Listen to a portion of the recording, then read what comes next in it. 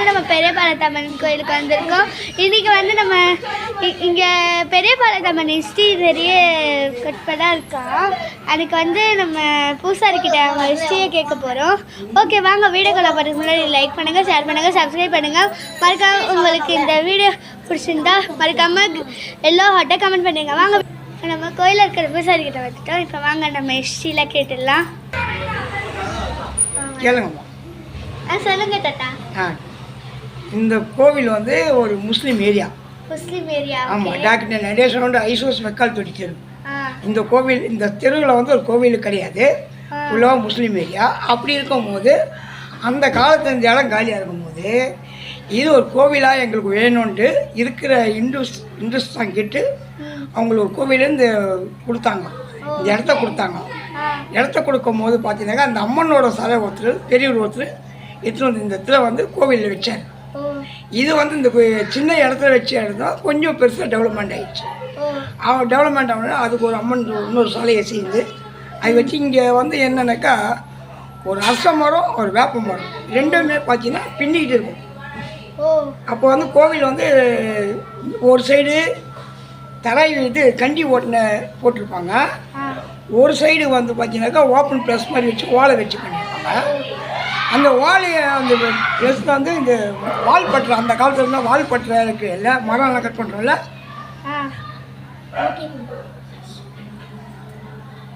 அந்த வால் பட்டறை இருக்கு இல்லையா, அதை வச்சு தான் கேட்டாக வச்சு அமைந்து கோவில் சீட் பண்ணுறாங்க. இந்த காலத்துக்கு வந்து இந்த அம்மன் வந்து குழந்தைங்களாம் வந்து விளையாடிக்கிட்டு இந்த திருவிழா நடத்துகிற நேரத்தில் வந்து பார்த்துட்டு இந்த அம்மனை பார்க்கும்போது ஜன்னல் அந்த ஜன்னல் கேப் செய்ய பார்க்கும்போது அம்மன் கண் திறந்து உட்காந்து பார்க்குற மாதிரி தெரிஞ்சிடுச்சு. அதனால் கோவிலில் வந்து ஃபேமஸ் ஆகிட்டு ஜனங்கள் எல்லா ஊர் ஜனம் வந்தாங்க. அப்போது வந்து இந்த மாதிரி ஒரு ஃபோனுக்குன்னு அதெல்லாம் கிடையாது. ஃபோன் பேசினா ரிங் போட்டு தான் பேசணும். அப்படி இருக்க காலத்தில் வந்து எல்லா ஜனம் எப்படியோ ஜனம் தெரிஞ்சுட்டா அப்போ டிவிலாம் அவ்வளோ விளம்பரம்லாம் கிடையாது. இப்போ தான் நம்ம டிவி வீட்டுக்கு அது இதெல்லாம் கொண்டு வந்துட்டோம் இல்லையா. அப்போ வந்து எதுவும் இல்லையா. அதனால் வந்து எல்லா பத்திரிகையாளர்களும் வந்து விசாரித்தாங்க, இது என்ன இப்போ அம்மன் கண் திறந்துருக்கான்னுட்டு. நேச்சுரல் என்னன்னு பார்க்க போனால் அந்த கோவிலுக்கு திருவிழா பண்ணிவிட்டு அந்த மறுநாள் அந்த அம்மனோட அலங்காரத்தை கழிச்சோடனையும் அந்த மஞ்சள் எல்லாம் அழகாக பூசி இந்த கண் பார்வையை பார்த்தீங்கன்னா கண் திறந்தா மாதிரியே தெரியும் பார்க்குறவங்களுக்கு. அதை பார்த்து இந்த குழந்தைங்களுக்கு என்ன ஆயிடுச்சுனாக்கா அம்மன் கண் திறந்து பார்க்குறாங்க, ஊர் ஜனத்தங்கள் எல்லாரையும் கூப்பிட்டு இந்த மாதிரி அம்மன் கண் திறந்துருக்குறாங்க அப்படின்னும் போது தான் பப்ளிசிட்டி ஆகணும். ஜனங்க நிறைய வந்துட்டாங்க. வந்தவன் என்ன ஆயிடுச்சு, இது வந்து நெருப்பு மெரிக்கிறது, அக்னி செடி தூக்குறது, வேல் குத்துறது, பழம் கொடுத்துறது, இந்த மாதிரிலாம் திருவிழாவை நிறைய பண்ணுவாங்க. இந்த சுற்று வட்டார ஏரியா பூராவே இந்த கோவில் திருவிழா அன்றைக்கி தான் வருவாங்க, ஞாயிற்றுக்கிழமை அன்றைக்கி. அன்றைக்கி இந்த தெருவே அவர் ஜனம் கொள்ள முடியாத அளவுக்கு கூட்டம் இருக்கும். அந்த மாதிரி திருவிழா பண்ணியிருந்த நேரத்தில் இந்த மாதிரி ஒரு நியூஸ் வந்தோடனையும் போட்டி போட்டு அந்த காலத்து பெரியவங்க நான் பண்ணுறேன் நீ பண்ணுறேன் அப்படின்ட்டு யாரும் திருவிழா பண்ணாத. கிட்டத்தட்ட ஒரு 10-15 வருஷமாக அதை நிற்பாட்டிட்டாங்க, திருவிழாவே பண்ணாதியே. இந்த ஊர் ஜனங்க என்ன பண்ணாங்கன்னா கொஞ்சம் கொஞ்சமாக அப்படி கூழ் ஏதோ அவங்க கையில் கிடைச்ச காசை வச்சு கூழ் காய்ச்சி ஊற்றிக்கிட்டு அப்படியே கொஞ்சம் கொஞ்சமாக திருவிழாவே அப்படியே பண்ண ஆரம்பித்தாங்க. அப்படியே இதை பண்ணணும். நாங்களும் சரி நல்லா நாங்களும் அதே மாதிரி பண்ணிகிட்டு இருக்கும்போது சரி எல்லாம் வந்து கோவிலை கட்டுறதுக்கு ஒரு நாள் தீர்மானம் பண்ணிட்டாங்க. தீர்மானம் பண்ணி ஊர் மக்கள் வெளியே ஜனங்கள்லாம் வந்து கொஞ்சம் இந்த கோவிலை கட்டி இந்த அளவுக்கு நாங்கள் கோபுரத்தை நிமிர்ந்து பார்க்குற அளவுக்கு பண்ணி கொடுத்து ரொம்ப சந்தோஷமாக இருக்குது. அதே மாதிரி இந்த ஆலயத்துக்கு மக்கள் வராங்களா இல்லையா, தெய்வம் வந்துன்னுக்கிறாங்க டெய்லியும். அந்த தெய்வம் வர்றது எல்லாருக்குமே தெரியுது. காலையில் பார்த்தீங்கன்னா பூஜை பண்ணும்போது அந்த காக்கை வந்து வாசலில் இருந்தால் காக்கை கத்தும். பூஜை பண்ணுற நேரத்துக்கு அந்த காக்கை கரெக்டாக வந்து நின்று அந்த கோவிலில் வந்து கத்தும் போது கோவில் பூசாரி நான் பூஜை பண்ணும்போது நின்று பார்க்கும்போது காக்கை 2 சைடு காக்கை கேட்டில் இப்படி திறந்துருக்கோம், 2 கேட்லேயும் காக்கை உட்காந்துருக்கோம். அதனால் நான் பூஜை பண்ணி நான் மாட்டி என்னவோ நினச்சிட்டு போயிடுவேன். அப்புறம் காலம் பார்க்க போனால் நான் வந்து எனக்கு சின்ன வயசில் இருந்தேன். பற்றி எனக்கு கல்யாணம் ஆகிட்டு பேர பிள்ளைங்க எல்லாருமே வந்துருக்குறாங்க.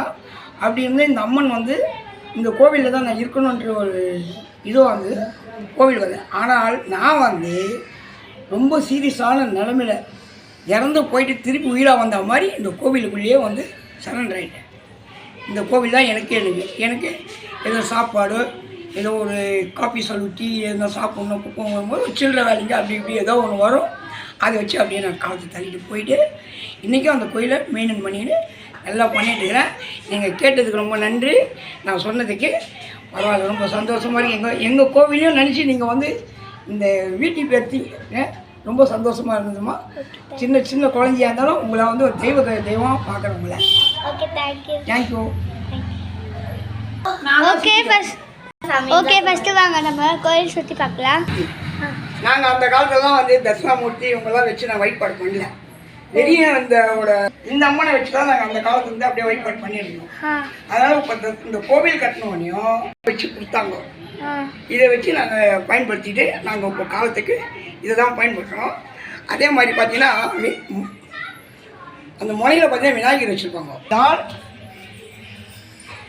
விநாயகரை தொழுவிட்டு வந்து தான் நாங்கள் மறுபடியும் உள்ள எல்லா பூஜையும் எல்லாமே பண்ணுறது. முதல் விநாயகர் தான் முதல்ல ஆரம்பிக்கிறது. இப்போ நாங்கள் சபரிமலைக்கு எல்லோரும் இங்கே இருமுடி கட்டி இப்போ வந்து இங்கே ஐயப்பனோட படத்தை மட்டும் டெய்லி வச்சுருவோம். அந்த கார்த்திகை மாத படியெல்லாம் அலங்காரம் பண்ணி வச்சு பூஜை நடத்தி அவங்க வைகுண்டி அனுப்புவோம் நாங்கள் சபரிமலைக்கு போய் வர்றதுக்கு. அதே மாதிரி நாங்கள் ஏதோ எங்களுக்கு கழிச்ச போட்டாவே முனிவர் எதையும் பார்த்ததில் இந்த மாதிரி ஒரு போட்டோ இருந்தால் எங்களுக்கு ஒரு அமைப்பாக இருந்தால் எடுத்து இங்கே முன்ன வச்சு பூஜிக்கிறோம். ஒரு சிவனால வச்சு கோவிலில் வந்து என்னென்னாக்கா அந்த படம் மட்டும் தான் வச்சு பூஜை பண்ணுறோம். மீதி நாளில் பெர்ராசி மாதத்தில் ஒரு மாதத்துக்கு நாங்கள் அவரை விக்கிரகம் சின்னது வச்சு பூஜையை அவருக்காக பூஜை பண்ணிவிட்டு எங்களால் முடிஞ்ச அளவுக்கு பிரசாதம் எல்லாருக்கும் கொடுத்து மீதி இருந்து நாங்கள் திருப்பதி போய் வந்துடுவோம். இந்த ஆலயத்தில் இருக்கிறாருன்ட்டு ஒரு நம்பிக்கை இருக்குது. அம்மன் பின்சேடி தான் நாராயண அம்மன். அந்த அம்மனை வந்து நாங்கள் இது வரைக்கும் நாங்கள் பார்த்ததில்லை. இதுதான் இந்த கோவில் கட்டி இந்த மாதிரி நாராயண அம்மன் வைக்கணும்னு வச்சு இது பண்ணாங்க. இதையும் நாங்கள் வழிபாடு பண்ணிவிட்டு 2 வாரத்தில் 2 நாள் அபிஷேகத்துக்கு இந்த அம்மாவுக்கு உண்டு. இது சிறப்பாக பண்ணிவிட்டு ஏதோ பண்ணிட்டு வரோங்க.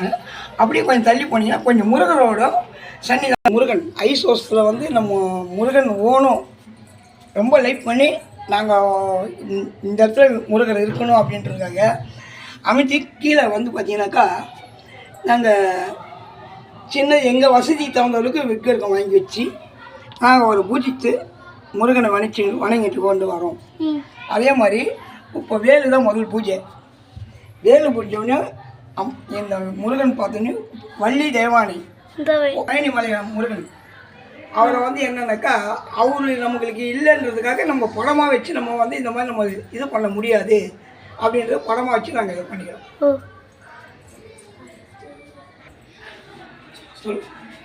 எங்கள் அம்மா துர்கை அம்மன். இது அம்மா வந்து துர்கை அம்மா. இந்த அம்மாவை வந்து நாங்கள் இங்கே எங்கள் கோவில் கட்டினப்ப துர்கை அம்மாலாம் வச்சுன்னு எங்களுக்கு இன்னும் மனப்பூர்வமான சந்தோஷமாக வந்து செவ்வாய்க்கிழமைனா எல்லாம் வருவாங்க. ராவுகால யமகண்டத்துக்கு விளக்கு ஏற்றுவாங்க. அதே இருக்கிறவங்க வந்து அந்த அவங்கள பிரார்த்தனைக்காக அவங்களுக்கு என்ன வேணுமோ ஆலயத்தை பார்த்து எல்லாம் பண்ணிகிட்டு இருப்பாங்க. நாங்களும் வந்து அந்த பூஜை காலையும் மாலையும் 2 வேலையும் பூஜை முடிச்சிடுவோம். இருக்கிறவங்க மதியம் ராவு காலத்தில் வந்து விளக்கு ஏற்றிட்டு போவாங்க. அந்த அம்மாவுக்கு ஏன்னா அவங்களோட தோஷங்களை எல்லாமே நல்லா இருக்கணும். அவங்க குடும்பம் ஃபேமிலியாக எல்லாருமே நல்லா, குழந்தை குட்டி எல்லாரும் நல்லா இருக்கணும். இந்த கோவில்லையே வந்து இந்த சூளம் வந்து எப்படின்னா இப்படி இருக்கும். இந்த சைடு இப்படி பார்த்த மாதிரி இருக்கும். அம்மனை நம்ம வந்து இப்போது அம்மன் வந்து இப்போ சூளம் இப்படி இருந்தது. இப்போதைக்கு வந்து சூளத்தை இப்படி கடல் பார்த்த மாதிரி வச்சுருக்கு. அதனால் அந்த சக்தி வந்து இந்த அம்மாவுக்கு அந்த சூளத்தோட சக்தி இதில் கொடுத்துருக்கு. அதனால் இந்த சூளத்தை போய் வழித்து அம்மாவுக்கு எதிர்நோக்கி வைத்து பூஜைட்டு வரணும். அந்த பெரியபாளையத்தம்மன் சொன்ன மிட்டிங்களா, கண் திறந்த மாரியாத்தம்மன் சொன்னது இல்லையா, அந்த அம்மா தான் இவங்க. புரியுதா? இப்போ நம்ம இந்த ஆலயத்தை கட்டினதுனால அம்மா பிரகாசமாக எங்களுக்கு நல்ல காட்சி கொடுக்குறாங்க, நல்ல ஒரு தொழில் கொடுக்குறாங்க. இதை நம்பி போனால் எங்கள் தெருவை பொறுத்த வரைக்கும் யாரும் எந்த நோய் நொடி இல்லாத, அந்த அளவுக்கு இல்லாத, கஷ்டம் இல்லாத, நல்ல மாதிரியாக வேலைக்கு போயிட்டு நல்ல மாதிரியாக வரும். எங்களுக்கு எந்த குறையும் இல்லாத வச்சுருக்காங்க அந்த அம்மா. இந்த கோவிலை நம்பி வரவங்களையே யாரும் கைவிட மாட்டாங்க இந்த அம்மா. இந்த அம்மாவோட பழக்கம் அதுதான். ஆனால் ஏழ்மையாக இருப்பாங்க இந்த அம்மா. மக்களுக்கு என்ன செய்யணுமோ அந்த நேரத்துக்கு செய்வாங்க. அதை நம்ம அவங்களுக்கு ஒன்று செய்யணும்னு நினச்சி வந்தால் கூட நம்மளுக்கு கஷ்டத்தை கொடுத்தோம், கொஞ்சம் நம்மளுக்கு கஷ்டத்தை கொடுத்தாலும், ஆனால் அவங்க அப்படியே பார்க்கறது கஷ்டம் இருக்கிற மாதிரி தெரியும். அதை போப்போ அந்த கஷ்டம் கொஞ்சம் கொஞ்சமாக போயிடும். அவங்க சுகத்தை அப்போ தான் அவங்க நினச்சி பார்ப்பாங்க, இந்த அம்மன்கிட்ட வேண்டி வந்து நம்ம இப்படி ஆகிட்டோன்ட்டு இன்னும் நல்லா செய்வாங்க அந்த அம்மாவுக்கு வந்து ம். மக்கள் வந்து. அந்த அம்மா வந்து பெரிய பாலத்தம்மன் வந்து சிரசு எடுத்தாங்க இல்லையா, ஆ. அதோட சிரசு தான் அந்த அம்மாவோட இது. ஆ. பரசுராமன் சிரசு எடுத்ததுனால தான் அந்த அம்மா உருவம் ஃபஸ்ட்டு இருந்த உருவம், ஃபர்ஸ்ட் இந்த ஃபஸ்ட்டு உருவம் சிரசு எடுத்தோன்னே இந்த உருவம் வந்து பெரிய பாலத்தம்மன் கதை. இதை வந்து சொல்லலைன்னா இது ரொம்ப இதுவாகும், இது சொல்லிகிட்டு இருக்க முடியாது. எங்களுக்கு இது வந்து அந்த காலத்துலேருந்து புராண கதை. எதனால் தலை போனது, என்னென்னு சட்டி போன சேர்ந்தது, என்னென்னு பார்த்துட்டு அவங்க ஆசைப்பட்டது, இதெல்லாம் நிறைய சொல்ல வேண்டியது இருக்குது. அதுவும் இப்போ நமக்கு டைம் இல்லை, புரியுதுங்களா? அடுத்த வாட்டி நீங்கள் வரும்போது இது விபரமாக என்ன ஏதுன்ட்டு டீட்டெயிலாக சொல்லிடுறேன், நீங்கள் தெளிவாக. ஆனால் இந்த அளவுக்கு நீங்கள் வந்து பேட்டி எடுத்து இந்த அளவுக்கு பண்ணிட்டு போனது ரொம்ப சந்தோஷமாக, ரொம்ப நன்றி அம்மா, தேங்க்யூம்மா. இவர் வந்து என்னென்னா இந்த கோவிலுக்கு வந்து குபேந்திரன், இவர் வந்து பெருமாளுக்கு பக்கத்தில் இருக்குது. இவர் தான் பெருமாளுக்கே எல்லாம் வசதிப்படுத்துறது, கஷ்ட நேரத்துக்கு உதவுறதும் எல்லாமே. அப்படி இருக்கும்போது நம்ம கோவிலில் வந்து சாதாரண ஒரு இதுதான் இது, நம்மளுக்கு கடிச்சிருந்தமே இந்த இவர் எங்கே வச்சாலும் அமையாத, அவர் உண்டி மேலே தான் உட்காருவான்ட்டு அந்த மேலே வச்சோனையும் வேறு எங்கே மாற்றி வச்சாலும் அது இருக்க மாட்டேங்குதுங்க. ஆனால் அது எப்போ மாதிரி பார்த்தீங்கன்னா அதே உண்டி மேலே தான் இருக்கிறாரு. இவருக்கு எங்களுக்கு ஒரு மன திருப்தி என்னென்னா, சரி இவரால் வந்து ஏதோ நம்ம கோவிலின் நன்மைகள் கிடைக்கும், அந்த ஒரு நன்றி இதுக்காக தான் அவர் மேலே இருக்கட்டும் அவர் அப்படின்ட்டு பூஜை பண்ணிட்டு வரோம் 2 வரைக்கும். ஓ, தேங்க்யூ. தேங்க்யூ. இப்போ வந்து தாத்தா நல்லா நம்மக்கிட்ட சொல்லிட்டாரு எல்லா கதையும். இப்போ உங்களுக்கும் இந்த கோயிலுக்கு வரணும்னா கமெண்ட்டில் எஸ்ன்னு கமெண்ட் பண்ணுங்கள். Okay, bye guys.